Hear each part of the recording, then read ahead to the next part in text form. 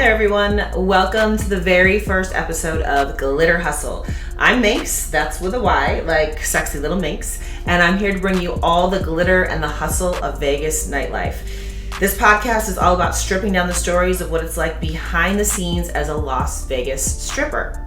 We'll dive into the wild nights, the unforgettable characters, and the real life hustle behind the neon lights. So if you're ready for some unfiltered, sparkly, and totally real talk about what goes down in Vegas, then you're in the right place.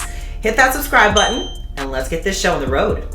Now, I bet the first thing that you're asking is, what's with the disguise, right? Well, clearly, dancing is not exactly the most socially acceptable thing to be doing in the world. I am a professional businesswoman. I do own my own business in the real world, and I consider my dancing experience to be like my alter ego. It's my superhero. It's when I get to be who I want to be that day. I don't have to worry about any of the other things that go on outside of the club. So I'm going to come to you today, respecting my own privacy and the privacy of the others that I actually am with in the club, with my alter ego.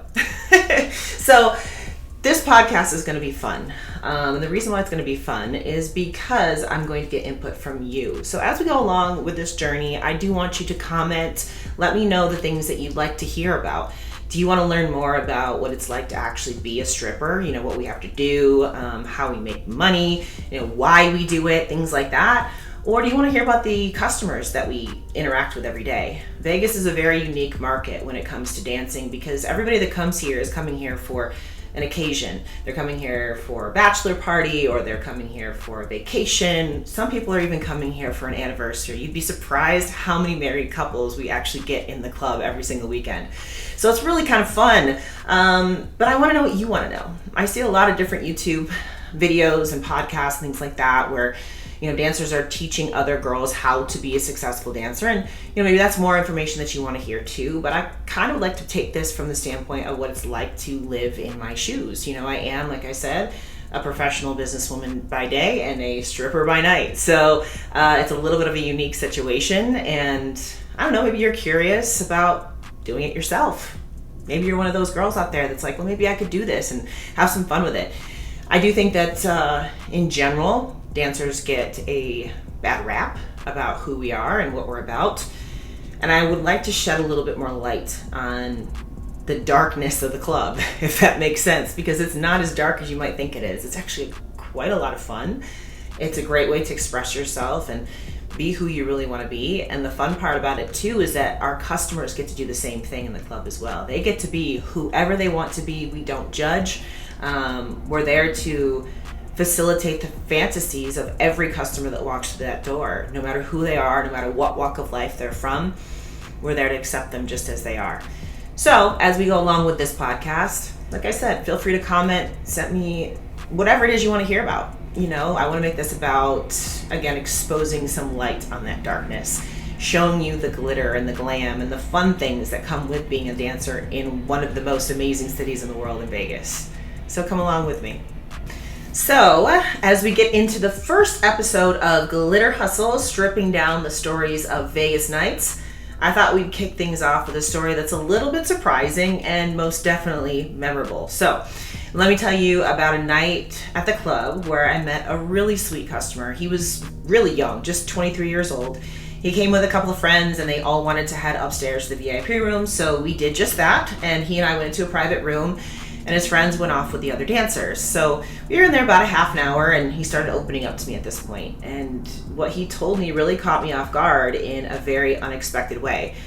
Here was this really good-looking, athletic guy, and he confessed that he'd never even kissed a girl or been on a single date in his life.